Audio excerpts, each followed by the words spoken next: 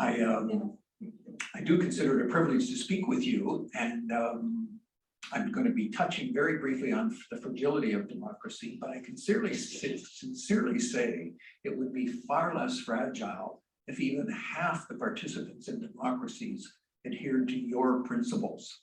Things like justice, equity and compassion in human relations, and a respect for the interdependent web of all existence. I congratulate you on what you commit to and what you are already doing to sustain democracy. And what do I do? There it is, my man. I just make the point that I volunteer with the Samara Center for Democracy, but the talk I'm giving today is my own initiative. So if you don't like anything I say, don't complain to Samara. You can complain to me, and you see my email address up there if you'd like to contact me. So in the short space of time I have, I'm going to spend very little on fragility because we all already have a sense that it's fragile, but we all seem to say as well, but what can I do? So I want today's focus to be on what can I do once we get a bit of a grip on the fragility thing. So I'm going to skip about 5 or 6 key issues and touch on 2 quickly around fragility. One is that democracy is in its infancy. We often forget that because it's all we've ever known. Democracy has existed for only 1% of the time we've been a recognized species on the planet.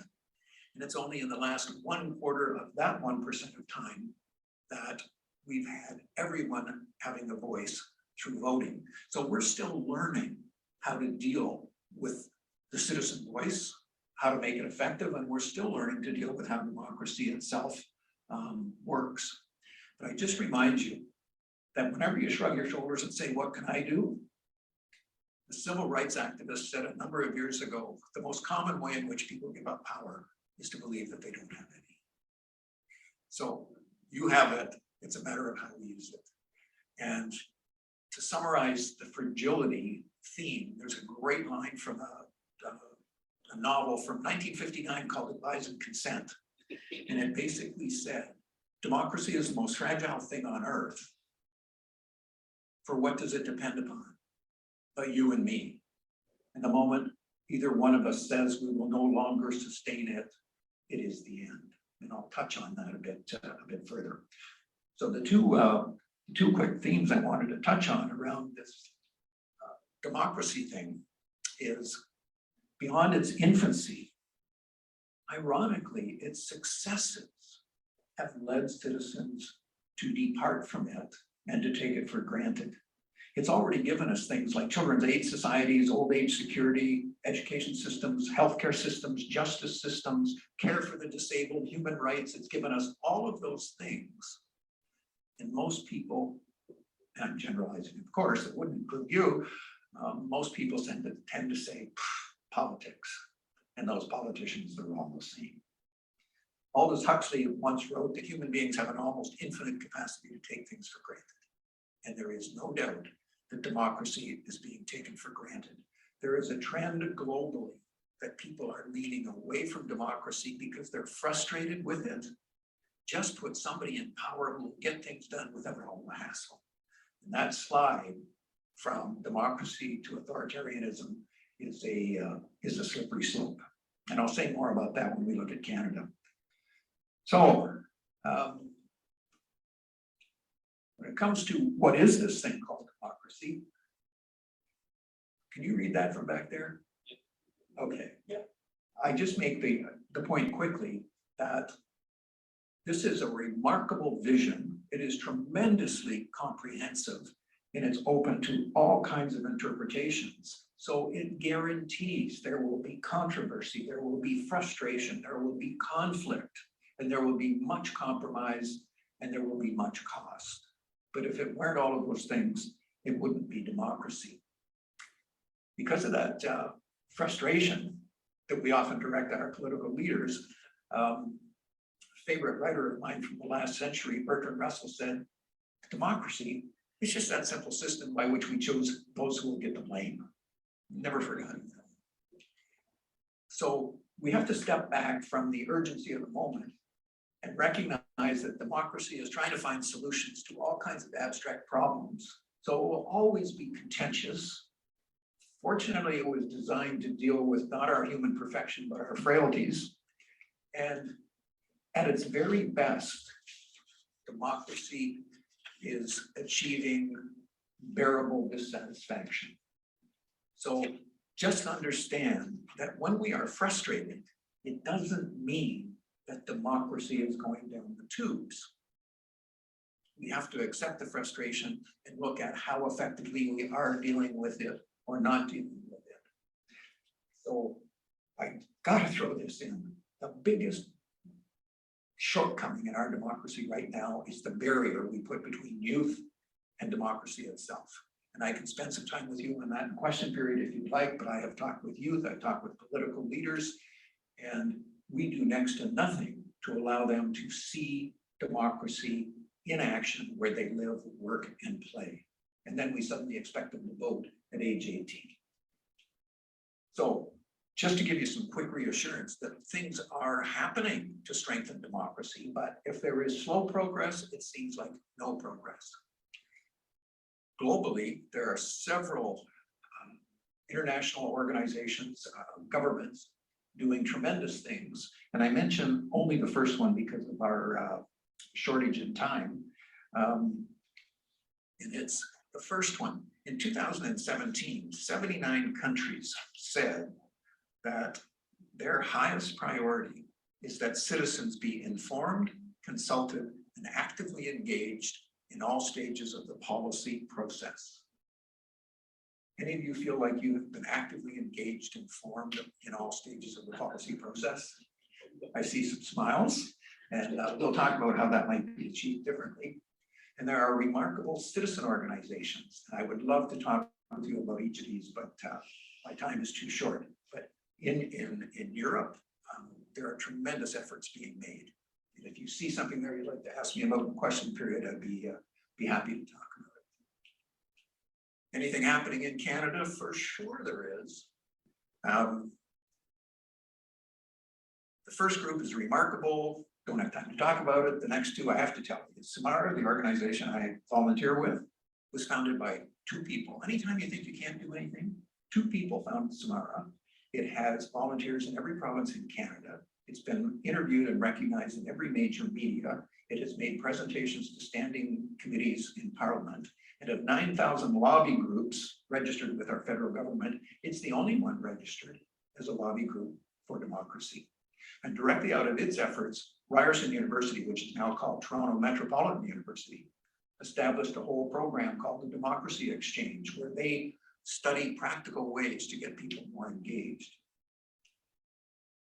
And just to reassure you about fake news and misinformation and disinformation, there's tremendous research going on, and I've seen some of it. Efforts to get a real grip on defining what we mean by those terms and helping educate citizens and youth on how to deal with it more effectively. But the learning process takes time, and often in our democracy, we're a immediate gratification society now. And if we don't see change immediately, we feel like there's no change happening at all.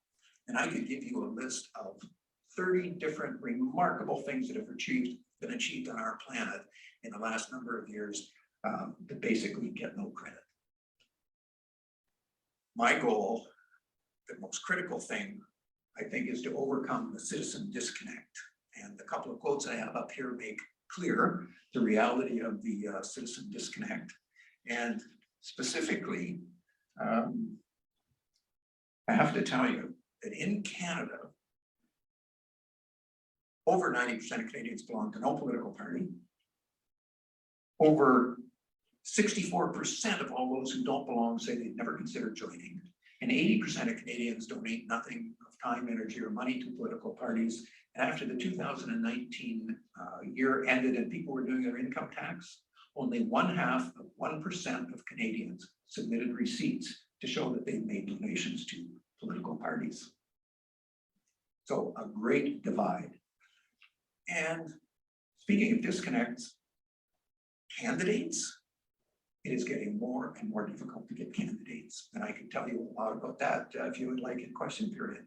but rarely is there any competition to become a candidate in a local community for any party. They struggle to get one. And people leave politics more frequently than they once did, because the first thing that happens is their health goes down and their divorce rates go up, and the abuse they take, as I'm sure you know, is increasingly intense. There are some brilliant ideas from Canadians about revitalizing our parliament. And again, I can't spend a lot of time on these, but if you'll notice, the top one, random seating in the House of Commons.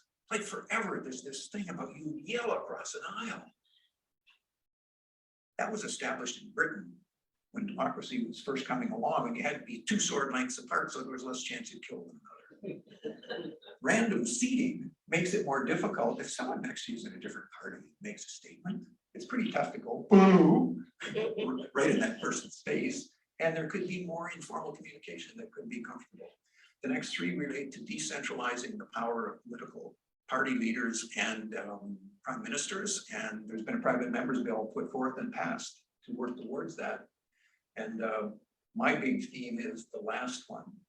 Fundamentally, there is a great energy to increase civic literacy among citizens. Quite frankly, there's a writer named Patrick Chalmers in the UK who says, we as citizens criticize our politicians all the time, but quite frankly, we fall pretty short on civic awareness and how politics works. And until we can understand how it works and our own dysfunction in it, we'll never be able to fix it. And did I speak with you folks about electoral reform 3 or 4 years ago?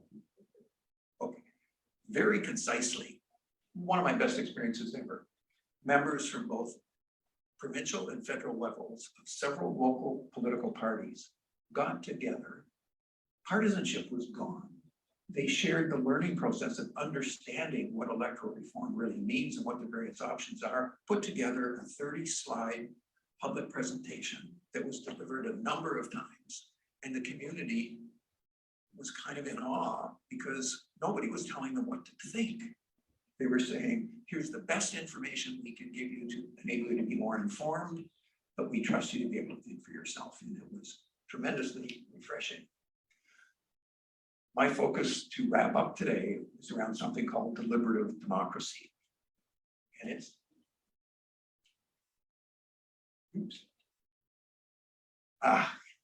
it's based on the concept of drawing on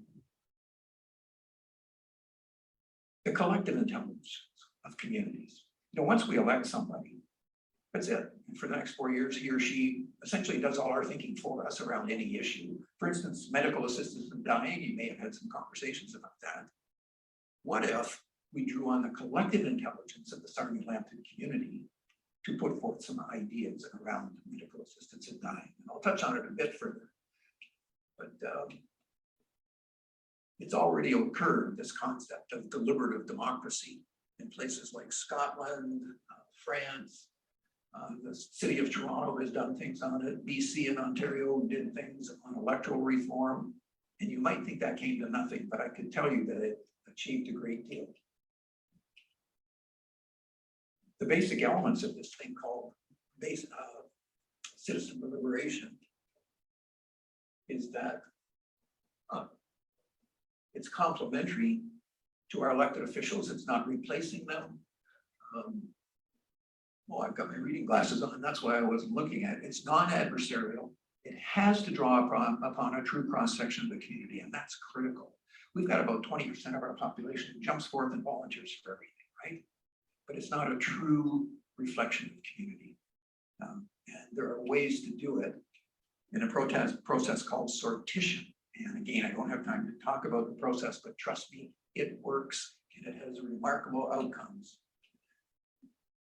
There's less partisanship when groups of citizens are together in a non-adversarial way, talking about ideas, greater openness to different perspectives. There's an increase in public spiritedness. And get the next 3. People have a sense that they made an actual contribution to policy or action, areas needed for action. And in this kind of process, greater understanding occurs, which leads to a better understanding of why we get the outcomes we get. in our political process, which are sometimes frustrating, and it increases trust amongst citizens and the elected. Before I go further, I'm going to remind you about the fragility of democracy. Only 6.4% of the whole world's population, over 7 billion people, only 4.4% live in a full democracy. 6 times that many, 38% of the world's population lives in severe authoritarian leadership. And again, in the whole world population, only 11% of us have access to completely free journalism. And ironically, Canadians don't want to pay for it. So bringing it to a local level, I showed you international and national efforts at deliberative democracy. Service clubs in our community are action-oriented, they feel the pulse of their community, and they have credibility. And if we start to do things in concert where service clubs fear being labeled as political, they never want to be seen like, oh, good grief, they're supporting the Greens or the NDP or the Conservatives or whatever. So they don't engage at all. I'm thinking that easily they could speak for democracy without ever speaking for a specific political party. And I'll talk with you about some ways it could be done. And I've already written a proposal for this #1 item. Establish a Civics 101 program, for lack of a better term. But you bring together that cross-section of community and find out from them what they want to learn and understand about how their municipality works and does things. I've encountered so many people who say, what did they do that for? Or when are they going to do this? Or that was a stupid decision. But they don't have a real picture of what the municipality is doing. And at the same time, when you bring together that cross-section of citizens with representatives who are elected and some of their administration, those people can put forth the kinds of things they would like to think the community can understand. And in the end, over a period of time, and this is critical about citizen deliberations, quite frankly, most of our town halls are a waste of time, and so are our debates. You can take me to task on that one if you like, but a one-shot deal rarely achieves anything. Citizen assemblies operate over time. For something like a community civics awareness program, it might take 3 or 4 months of getting together to develop it. But in the end, you can draw on youth and their creative talents. You can draw on civics teachers in high schools, obviously people in the local community, but you could put together a tremendous dynamic package of what municipal government actually does. And everything I've seen where it's happened before, citizens end up saying, good grief, I've got a grip on things like I never had before, and it makes me want to participate further. And political parties, for 6 weeks, they're frenetically seeking our votes and our donations. And then they seem to kind of go silent for 4 years.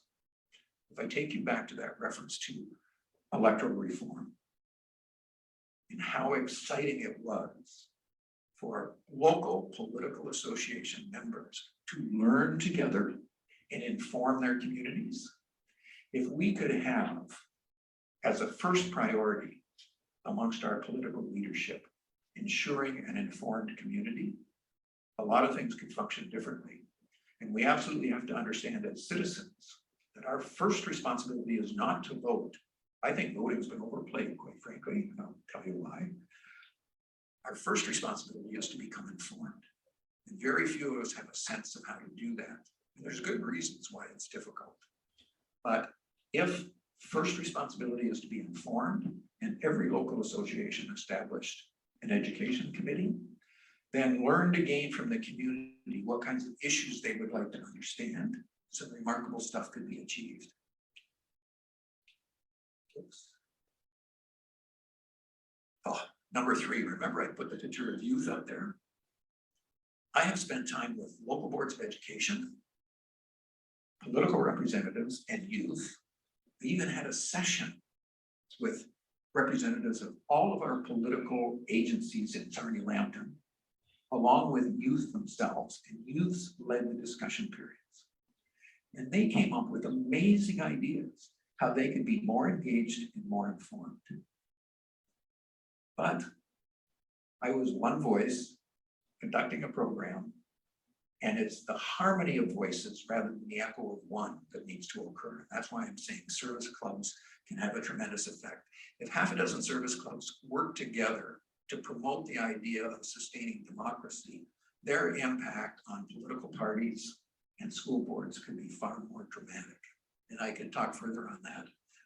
And then finally, when it comes to understanding government, you know, like there's 250 some agencies of our federal government. And if we started to conduct an information program on 250 agencies, I don't know how long it would be before we dozed off. But if we take a super grid, which I'll show you here, and you identify, as you see on the left-hand side, we identify areas of particular interest to our community. And affordable housing is getting a lot of attention. So I just put it there as an example. These are all just examples, not what I'm saying should be done. I'm just saying a community may come up with these kinds of things. And with affordable housing, the first question is, who's responsible? And that's why you see at the top of the chart, primary. So we just slip a letter P into the grid where the primary responsibility lies, and then an S where it's shared with other levels of government. And if you want to find out more about it, the far column suggests, here's your first contact in Sarnia-Lambton if you want to learn more. Then we begin expanding each section on the grid. So we look specifically at what's the primary responsibility group doing? What's the shared community, shared political group doing? And most often sharing comes from finances, right? And how many of us have a real grip on when something's done in our municipality, how much of that money actually came from provincial government or federal government? Federal government passes money to provincial government. It can all seem very confusing. And if you try to understand that whole picture, it can overwhelm you. But if we start looking at issues that matter to us and then understand where those issues of dollars and responsibilities come from, it can become far more interesting. So I'm summarizing pretty readily here, but citizens are disconnected from their political process. And I can talk to you about politicians. They're not all the same, but I haven't. I can talk to you about political parties. They're charity cases. You can take me up on that one if you would like. I could talk about education systems that do nothing more than educate our youth to get a leg up in the economic system, but don't do anything really to prepare them for participation in their democracy. 300 students at Western, whom I talk with in various sessions, were asked by me each time, do you feel like you've been well educated to be a full participant in your democracy? Out of 300 students, 4 said they thought they had. And many of them said, if I were going to get involved, I wouldn't know where to start. So we have to do a lot in our education system, but civic literacy should not be directed just at youth. We went through a school system where there wasn't even a civics course. That's it. 1/60 of what it takes to graduate from high school is about how democracy really works. So that's all they're getting now. We didn't get any of it. How well informed are we? How civically literate are we as citizens? And that's where I'm saying there's a lot of blame we could put in a lot of places, but the blame game doesn't achieve anything. I learned from some researchers, the beautiful part of the blame game for us is, once I blame you, I can stop thinking, because you're the problem, not me. I don't have to think about it, you solve it. We've got to stop the blame game, and we as citizens have to recognize our role. And that's why I said voting's been overplayed. Apart from voting, what message do you get about your responsibilities as a citizen? It's just get out, vote, get out, vote, get out, vote. And all of the research I've read on get out the vote campaigns shows that no matter how hard you work at them, they might increase turnout 2 or 3 or 4%, fundamentally because people don't feel like they belong in their system. They feel like there's nothing they can do about it. And as long as citizens are divorced to the degree that we are from our political system, it will continue to erode. So that's why I brought it down to local community, service clubs, and understanding your municipality, because you can get your head around that. And so many of the people you're going to encounter will be people from your own community. And for the first time ever, you might actually come face to face with someone who belongs to a political party. Because right now, almost anybody we know never acknowledges that they're a member of a political party. There are fewer and fewer people who want to put signs on their lawns. I was at a friend's home the other day, and someone was knocking on the door for a political campaign. They opened the door and said, "No, thank you," and closed it. And that goes on all the time. So you, and now I'm right down to you and what to do to wrap it up. Initiate discussions with friends, not about political planks and platforms. That's what causes all the polarization. When you hear people say, we're not going to talk politics, yeah, we're not going to talk issues that lead to polarization. So they don't talk at all. Let's talk about the process of democracy. And I will mention that I brought, because I knew this was only 20 minutes, I brought 3 handouts that you're all welcome to take. One is diverse perspectives on democracy, the lighter side, the philosophical side, and the dark side. One of them, for instance, is from Plato, who said, tyranny arises naturally out of democracy. January 6th in the United States might be a bit of a reflection of that, but that's the kind of line where you can talk to friends and say, do you think our democracy is working very well? What about this line from Plato? Do you think that holds any water? Those kinds of discussions. I also have 20 questions, and there are questions you can ask a friend, again, to discuss process. One of the questions on it is, would compulsory voting improve our democracy? Room for discussion, room for debate. And I even have a summary of a lot of the materials I used to prepare this talk over the years. And I have summaries of some of the books that I've read, and you can take some of them here, and my email address is there if you want others. One of the examples from my list is The Empty Planet. You may know this already, but all the groundwork has already been laid for a population decline on the planet. Democracy dealt with a massive population explosion. All of the schools we built, I think this was one. And then we're turning them around to be homes for old folks, right? Finding ways to deal with it. The fascinating things we're going to have to deal with when the population declines is so challenging. And it's what democracy faces. And it's the kind of thing we need to get our heads around. So coordinate with other groups, motivate, and this is my focus again on citizens coming together to talk about issues that matter to them. How about a citizens assembly on what do we need to do to win people back to our democratic process? Everything I've read suggests our election campaigns drive more people away from politics and attract them to it. What about engaging youth? We talk about them all the time. We rarely ever talk with them or listen to them. They're full of great ideas. Let's stop talking about old youth. They're never engaged, and listen to them about how we could. How could campaigns be conducted differently? How could communications occur with MPs and MPPs?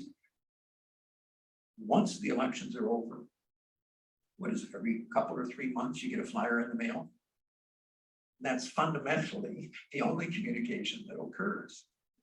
What if we had citizen assembly? I'll use the medical assistance in dying again. What if we had a citizen group on that, where you get all of the briefing materials that the elected official gets?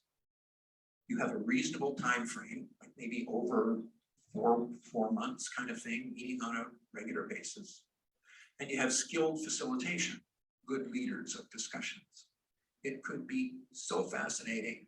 And every time I've read about this occurring, amazing ideas come from communities and from the whole cross-section of communities. Stimulate your own next generation. You have children, grandchildren.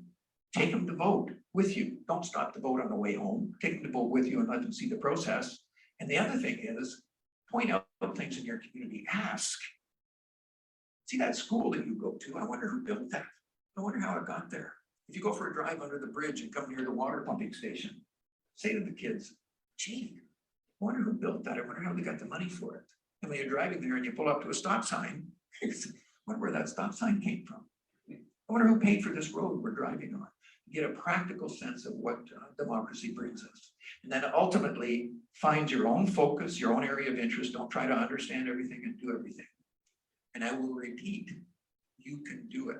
2 citizens in the town of Petrolia were concerned that their hospital might close about 10 years ago. These 2 people established a committee called Charlotte's Task Force. By the time they were finished, they had community gatherings of 350, 450, and 1,500 people. The Minister of Health came to Petrolia as well. And fundamentally, their hospital was saved by citizens who spoke up. And you know the Sarnia Jail? It's still here. You might have seen in the newspapers. One man formed a small committee, did some real learning, made some presentations, and saved the jail. So citizens can do anything. We got to stop shrugging our shoulders and saying, what can I do? There are things we can do. And if we do it, we might, there's my button, get to democracy as we dream of it. Somewhere in my soul, I cherish the possibility of a return to a vibrant democracy where policy is debated rather than demeaned, where the great issues of the day are given thoughtful consideration, and where Canada's position on the world stage is seen as principled and laudatory, where human rights for all is the emblem of a decent society. And I can tell you who said that if you ask, but it doesn't matter who said it. It's a remarkable vision. And I'm willing to bet that right here in this group now, your brains have been churning, and you've been coming up with some ideas of your own. And I'll finish with one of my favorite quotes. Always remember that a good idea, not coupled with action, will never occupy a space larger than the brain cell in which it originated. So thank you for listening, and I hope you'll be a bit action-oriented. Thank you.